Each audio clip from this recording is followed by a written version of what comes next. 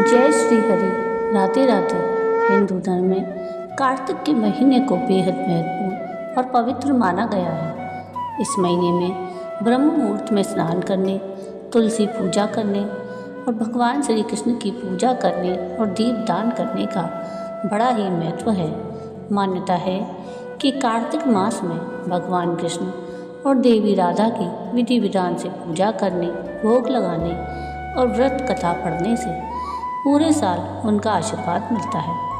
कार्तिक के महीने में महिलाएं और पुरुष जो भी कार्तिक स्नान करते हैं वो कार्तिक की कहानियाँ सुनते हैं। आज के इस वीडियो में हम कार्तिक मास में सुनी जाने वाली प्रमुख कहानियाँ सुनेंगे। तो आइए शुरू करते हैं कार्तिक मास की कहानी। सबसे पहले हम कार्तिक मास में गणेश जी की कहानी सुनेंगे। एक बूढ़ी माई थी। वह मिट्टी के गणेश जी की रोज़ पूजा करती। मिट्टी के गणेश जी रोज़ बनाती और रोज़ गल जाते। पास ही एक सेठ का मकान बन रहा था। वहाँ जाकर वह बोली कि मुझे एक पत्थर के गणेश जी बना दो। तो उससे मिस्त्री बोले, जितने में हम तेरा पत्थर का गणेश गढ़ेंगे उतने में तो अपनी दीवार न चुन लेंगे। बुढ़िया बोली, राम करे तुम्हारी दीवार टेढ़ी हो जाए। अब उनकी दीवार टेढ़ी हो गई। वो दीवार चुने और ढह जाए, छिने और ढह जाए। इस तरह करते करते शाम हो गई। शाम को सेठ आया तो उसने पूछा कि आज कुछ भी काम नहीं किया। तो वो कहने लगे कि एक बूढ़ी माई आई थी। वो कह रही थी कि मेरे पत्थर के गणेश जी बना दो। हमने नहीं बनाए। तो उसने कहा कि तुम्हारी दीवार टेढ़ी हो जाए। तब से दीवार सीधी नहीं बन रही है। बनाते हैं और ढा देते हैं। सेठ ने बुढ़िया को बुलवाया। सेठ ने कहा कि हम तुम्हारे लिए सोने के गणेश जी बना कर देंगे, हमारी दीवार सीधी कर दो। सेठ ने बुढ़िया को सोने के गणेश जी बना कर दिए। सेठ की दीवार सीधी हो गई। जैसे सेठ की दीवार सीधी की वैसे सबकी करना। आइए अब सुनते हैं तुलसी माता की कहानी। कार्तिक के महीने में एक बूढ़ी माई तुलसी जी को सींचती और कहती, हे तुलसी माता, सत की दाता, मैं तेरा बिरला सींचती हूँ। मुझे बहू दे, पीताम्बर की धोती दे, मीठा मीठा घास दे, बैकुंठा में वास दे, चटक की चाल दे, पटक की मौत दे, चंदन का काट दे, रानी सराज दे, दाल भात का भोजन दे, 11 की मौत दे, कृष्ण जी का कंधा दे। तब तुलसी माता यह सुनकर सूखने लगी। तो भगवान ने पूछा कि हे तुलसी, तुम क्यों सूखी जा रही हो? तुलसी माता ने कहा कि एक बुढ़िया रोज आती है और रोज यही बात कह जाती है। मैं सारी बातें तो पूरा कर दूंगी, लेकिन कृष्ण का कंधा कहाँ से लाऊंगी? तो भगवान बोले, जब वो मरेगी तो मैं अपने आप उसे कंधा दे आऊँगा। तो बुढ़िया माई से कह देना। बाद में बुढ़िया माई मर गई। सब लोग उसको लेने आए। जब माई को ले जाने लगे तो वह किसी से नहीं उठी। तब भगवान एक 12 वर्ष के बालक का रूप धारण करके आए। भगवान रूपी बालक ने कहा कि मैं बूढ़ी माई के कान में एक बात कहूँगा तो बूढ़ी माई उड़ जाएगी। बालक ने कान में कहा कि बूढ़ी माई अपने मन की निकाल ले, पीताम्बर की धोती ले, मीठा मीठा घास ले, बैकुंठा का वास ले, चटक की चाल ले, पटक की मौत ले, कृष्ण जी का कंधा ले। यह सुनकर बूढ़ी माई हल्की हो गई। भगवान ने बूढ़ी माई को कंधा दिया और बूढ़ी माई को मुक्ति मिल गई। हे तुलसी माता, जैसे बूढ़ी माई को मुक्ति दी वैसे सबको देना। आइए अब कार्तिक स्नान की सास बहू की कहानी सुनते हैं। 2 सास बहुएँ थीं। कार्तिक मास आया तो सास बोली कि मैं कार्तिक स्नान के लिए तीर्थ जाना चाहती हूँ। बहू बोली कि मैं भी चलूँगी। तो सास बोली, तू अभी छोटी है, अभी मुझे जाने दे। सासू तीर्थ गई तो बहू कुमार के यहाँ से 33 कुंडे ले आई। रोज एक कुंडा भरकर रखती। उधर गंगा में सासू जी की नथ गिर गई। बहू कुंडे में नहाती हुई बोली, सासू नहावे उंडे में, मैं नहाऊं कुंडे। इतने में गंगा की धारा कुंडे में आ गई। साथ में सासू जी की नथ भी बह कर आ गई। बहू ने नथ पहचान ली और अपनी नाक में पहन ली। कार्तिक का महीना पूरा हुआ। सासू जी वापस आई तो बहू सामान लेने लगी। तो सास ने नथ को देखा और बोली कि बहू तू यह कहाँ से लाई? तो बहू बोली यह तो मेरे कुंडे में गंगा की धारा के साथ आ गई। अब सास बोली कि मुझे ब्राह्मण भोज कराना है। बहू बोली सासू जी 2 ब्राह्मण मेरे भी जमा दो, मैंने भी कार्तिक नहाया है। सास बोली कि तूने कहाँ कार्तिक नहाया? तो बहू बोली ऊपर चलो मैं आपको दिखाती हूँ। ऊपर गई तो देखा सारे कुंडे सोने के हो गए। बहू बोली मैं रोज़ कुंडा भरकर रखती और सुबह जल्दी उठकर नहाती और उल्टा करके रख देती। तब सासू जी बोली बहू तू बड़ी भाग्यवान है जो साक्षात गंगा जी तेरे पास आई। तूने श्रद्धा और विश्वास से कार्तिक नहान किया तो भगवान ने तुझे फल दिया। दोनों सास बहू ने धूमधाम से ब्राह्मण जमा कर दक्षिणा देकर विदा किया। भगवान जैसा सास बहू को दिया वैसा सबको देना। आइए अब सुनते हैं इल्ली और गुण की कहानी। बहुत समय पहले की बात है। एक थी इल्ली और एक था गुण। एक दिन इल्ली बोली कि आओ गुण कार्तिक का स्नान करें। गुण बोला कि तू तो गोरी पड़ी है, तू ही नहा ले। मेरा तो मोट बाजरा पड़ा है तो मैं नहीं नहाऊंगा। मैं तो हरे बाजरे का सीटा खाऊंगा और ठंडा पानी पीऊंगा। दोनों के बीच हुई इस वार्तालाप के बाद इल्ली तो राजा की लड़की के पल्ले के साथ लगकर चली गई और घुंड नहीं नहाया। कार्तिक माह खत्म होते ही दोनों मर गए। कार्तिक का स्नान करने से इल्ली राजा के घर जन्म लेती है और घुंड राजा के यहाँ गधा बनता है। राजा की बेटी बड़ी हुई तो उसके विवाह का दिन आया और वह ससुराल के लिए विदा होने लगी।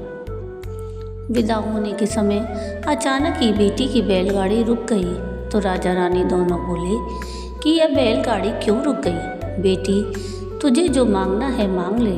लड़की बोली कि मुझे यह गधा चाहिए। यह सुन राजा रानी बोले कि यह क्या मांगा है, कुछ और मांग ले, यह भी कोई मांगने की चीज़ है। लड़की अपनी बात पर अड़ गई और बोली कि मुझे तो यह गधा ही चाहिए। लड़की की बात सुन गधा फुदक फुदक कर भागने लगा और लड़की के साथ वह भी चला गया। महल जाकर लड़की ने उसे नीचे ही सीढ़ी से बांध दिया। एक दिन लड़की सीढ़ी से उतरने लगी तो गधे ने कहा कि ऐ सुंदरी मुझे पानी पिला दे। तब लड़की बोली कि जब तुझे कहा था कि आ कार्तिक नहा ले तब तूने मना कर दिया। तूने कहा कि मैं तो बाजरा खाऊंगा और ठंडा पानी पीऊंगा। लड़की और गधे की वार्तालाप उसकी देवरानी जेठानी सुन रही थी। वे दोनों अपने देवर के पास गई और बोली कि ये तुम किस जादूगरनी को ब्याह कर लाए हो? यह तो जानवरों से बात करती है। अपनी भाभियों की बात सुनकर लड़का बोला कि मैं जब अपने कानों से सुनूंगा और आँखों से देखूंगा तभी मानूंगा। अगले दिन वह सीढ़ी पर छिपकर बैठ गया। उसकी पत्नी आई और गधे ने उससे फिर वही बात कही, जिस पर उसकी पत्नी ने भी वही जवाब दिया। यह सब देखकर राजकुमार तलवार निकालकर सामने आया और बोला कि तुम जानवरों से कैसे बात कर सकती हो? बताओ तुम कौन हो? उसकी पत्नी ने उससे बहुत कहा कि औरत का भेद नहीं खोलना चाहिए, लेकिन वह अड़ा रहा कि नहीं, मैं तो सब जानकर ही रहूँगी। राजकुमार की जिद के आगे उसकी पत्नी हार गई और उसने पिछले जन्म की सारी बातें उसे बता दी कि वह इल्ली थी और यह गधा गुण था। इससे मैंने कार्तिक नहाने की बात कही, लेकिन इसने मना कर दिया, जिसके परिणाम स्वरूप यह इस जन्म में गधा बन गया और मैं राजा के पल्ले से लगकर नहाई तो मैं राजकुमारी के रूप में पैदा हुई। इसलिए मैं तो इससे पिछले जन्म की बातें कर रही थी। सारी बात सुनकर राजकुमार बोला कि क्या कार्तिक नहाने का इतना पुण्य मिलता है? रानी ने कहा, हाँ, पुण्य तो बहुत मिलता है। अपनी पत्नी की सारी बातें सुन राजकुमार ने कहा कि यदि कार्तिक स्नान का इतना महत्व है तब हम दोनों जोड़े से कार्तिक स्नान करेंगे और दान पुण्य भी करेंगे, ताकि आने वाले समय में हम सुखपूर्वक रह सकें। दोनों ने जब जोड़े से स्नान किया तो उनके पास काफ़ी धन हुआ। इस कहानी के बाद सभी को कहना चाहिए कि हे कार्तिक महाराज, जैसे आपने इल्ली को फल दिया वैसे ही सभी को देना, लेकिन गुड़ जैसा फल किसी को न देना। आइए अब सुनते हैं पीपल पतवारी की कहानी। किसी गांव में एक गुजरी रहती थी। उसने एक दिन अपनी बहू से कहा कि जा तू ये दूध दही बेच कर आ। वह दूध दही बेचने गई तो रास्ते में उसने देखा कि कार्तिक मास में औरतें पीपल सींचने आई हैं। वह उन्हें देखने बैठ गई और उसने उन औरतों से पूछा कि तुम यह सब क्या कर रही हो। तो औरतों ने जवाब दिया कि हम पीपल महादेव की पतवारी सींच रही हैं। उसने फिर पूछा कि ऐसा करने से क्या लाभ होता है। उन्होंने जवाब दिया कि ऐसा करने से अन्न धन की प्राप्ति होती है। अगर किसी का पति वर्षों से बिछड़ा हुआ हो तो वह मिल जाता है। सारी बातें सुनकर वह गुजरी बोली कि तुम तो पानी से सींच रही हो, मैं तो दूध दही से सींचूंगी। गुजरी हर रोज़ वहाँ आती और सारा दूध दही पीपल पतवारी पर चढ़ाकर सींच जाती। उसकी सास उससे हर रोज़ पैसों के बारे में पूछती तो वह कह देती कि कार्तिक का महीना ख़त्म होने दो, तब मैं सारे पैसे लाकर दे दूँगी। कार्तिक का महीना पूरा होने पर पूर्णिमा आ गई तो वह गुजरी पीपल पतवारी के पास धरना देकर बैठ गई। पीपल ने उससे पूछा कि तू यहाँ क्यों पड़ी है। उसने कहा कि मेरे साथ दूध दही के पैसे मांगेगी।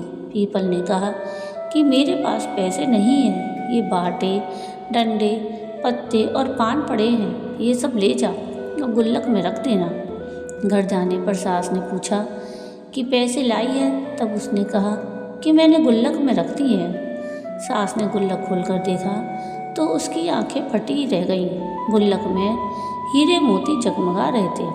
पत्ते धन में बदल गए, जिन्हें देखकर सास बोली कि इतना धन कहाँ से लाई है। बहू ने सारी बात सास को बता दी कि उसने तो दूध दही से पीपल पतवारी सींची थी और पैसे मांगने पर पीपल ने पत्ते डंडे और बाटे दे दिए थे और वह गुल्लक में रखने से हीरे मोती बन गए।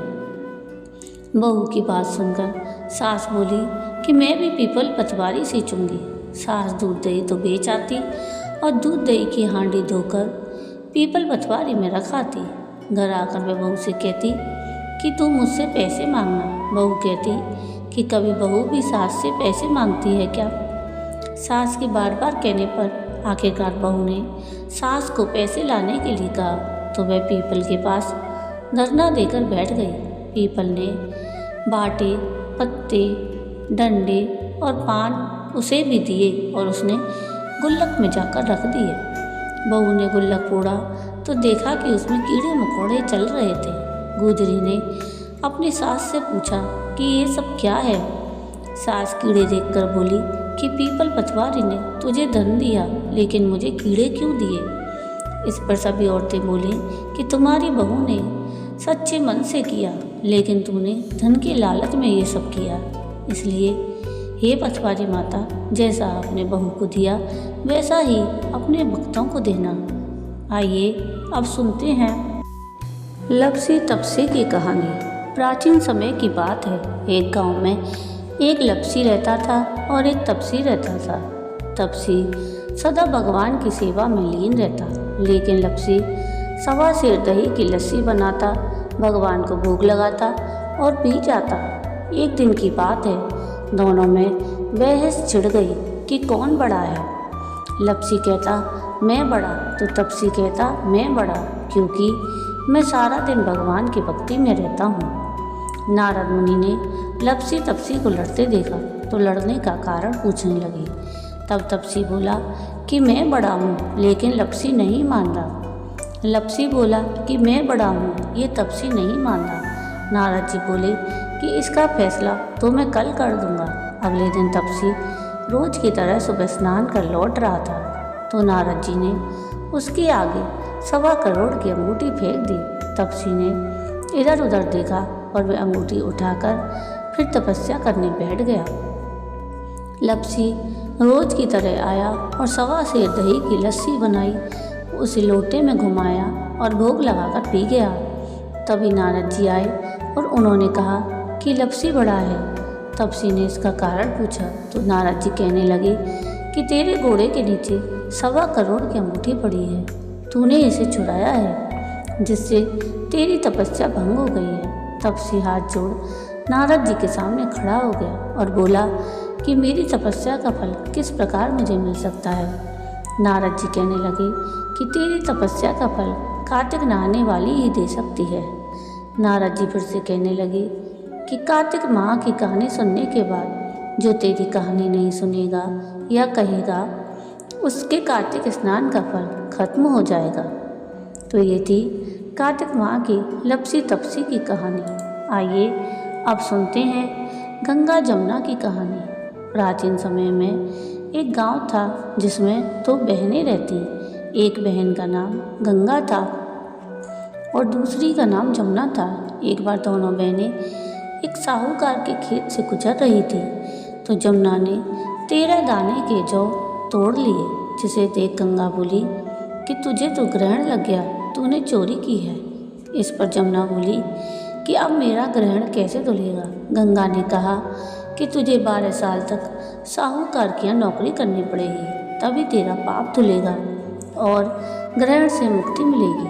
जमुना साहूकार की यहाँ नौकरी के लिए चाहती है और अपने लिए काम मांगती है। साहूकार उसे काम पर रख लेता है, लेकिन काम करने से पहले जमुना उसे कहती है कि मैं सारे काम करूँगी लेकिन 4 काम नहीं करूँगी। झूठे बर्तन नहीं मांजूंगी, झाड़ू नहीं लगाऊंगी, बिस्तर नहीं बिछाऊंगी और दिया नहीं जलाऊंगी। 12 साल के बाद कुंभ का मेला लगा तो साहूकार ने भी कुंभ नहाने जाने लगी। जमुना ने उसे जाते देख कहा कि कुंभ के मेले में मेरी बहन गंगा मिलेगी तो उसे यह सोने का टका दे देना, इससे वह अपने हाथों में सुंदर चूड़ियाँ पहन लेगी। साहूकारनी ने कुंभ के मेले में गंगा को वह सोने का टका दे दिया। गंगा ने उनसे वह टका लेते हुए कहा कि मेरी बहन को कहना कि उसके 12 वर्ष पूरे हो गए हैं, अब वह यहाँ वापस आ जाए। साहूकार और साहूकारनी वापस घर आए तब जमुना मटके में पानी भर रही थी। दोनों जमुना से बोले कि हमने सोने का वह टका तेरी बहन गंगा को दे दिया और उसने कहा कि तेरे 12 वर्ष पूरे हो गए, इसलिए अब तुम वापस जाओ। यह समाचार सुनते ही जमुना सहस्त्रधारा में बदल गई और बहने लगी। जमुना जी का यह रूप देख साहूकार और साहूकारनी परेशान हो गए कि हमारे घर में जमुना माता ने काम किया, हमें तो अब ग्रहण लग गया, हम यह ग्रहण कैसे उतारेंगे। जमुना भागकर गंगा माता के पास चली गई। गंगा ने जमुना से पूछा कि तुम साहूकारनी से कुछ कहकर आई हो या ऐसे ही बिना बताए आ गई। तब जमुना बोली कि मैं तो कुछ भी बताकर नहीं आई हूँ। गंगा ने कहा कि जा उन्हें धीरज दे आ, नहीं तो उन्हें जीवन भर असंतोष ही रहेगा। गंगा के कहने पर जमुना माता ने साहूकारनी को सपने में दर्शन दिए और कहा कि तुम दोनों उल्टे माथे क्यों पड़े हो, जाओ उठकर खाओ पियो। तब दोनों बोले कि हम कैसे उठें, हमें तो ग्रहण लगा है, क्योंकि हमने उल्टे सीधे और पता नहीं कितने नीच कार्य आपसे कराए। तब जमुना जी बोली कि तुम्हें ग्रहण नहीं लगा है, ग्रहण तो मुझे लगा था कि मैंने तुम्हारे खेत से जौ के 13 दाने चुराए थे। मैं तो अपना ग्रहण उतारने तुम्हारे घर आई थी। मेरा ग्रहण तुम्हारे घर में 12 वर्ष तक रहने से उतर गया और मेरी मुक्ति हो गई है। जमुना जी ने कहा कि तुम्हें कोई ग्रहण नहीं लगा है, उल्टे मेरे 12 वर्ष तक यहाँ रहने से तुम्हारी भी मुक्ति हो गई है। यह कहकर जमुना जी स्वप्न से चली गईं। दोनों उठकर देखते हैं कि उनके घर में पहले से भी अधिक धन हो गया है। हे जमुना माता, जैसे आपने साहूकार और साहूकारनी की मुक्ति कराई, वैसे ही आप अपने सभी भक्तों की करना। जय जमुना माता की। आइए अब हम माँ तुलसी की आरती सुनेंगे। कार्तिक मास में कार्तिक स्नान के बाद सभी कहानियाँ सुनने के बाद तुलसी माता की पूजा और आरती अवश्य करनी चाहिए, जिससे माँ तुलसी की आप सभी पर कृपा बनी रहे। तो आइए सुनते हैं तुलसी माता की आरती। जय जय तुलसी माता, मैया जय तुलसी माता, सब जग की सुखदाता, सब जग की वरदाता, जय जय तुलसी माता। सब योगों के ऊपर, सब रोगों के ऊपर, रुझ से रक्षा कर भव त्राता, मैया रुझ से रक्षा कर भव त्राता। ओम जय तुलसी माता। बटपुत्री हे श्यामा, सुरबली हे ग्राम्या, मैया सुरबली ग्राम्या। विष्णु प्रिया जो तुम सेवे, विष्णु प्रिया जो तुम सेवे, सो नर तर जाता। ओम जय तुलसी माता।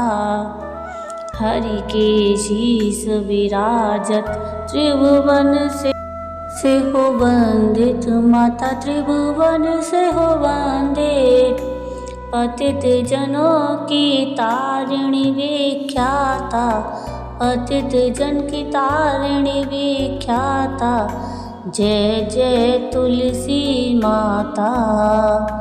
लेकर जन्म विजन में आई दिव्य भवन में, माता आई दिव्य भवन में। मानव लोक तुम्हीं से, मानव लोक तुम्हीं से, सुख संपत्ति पाता।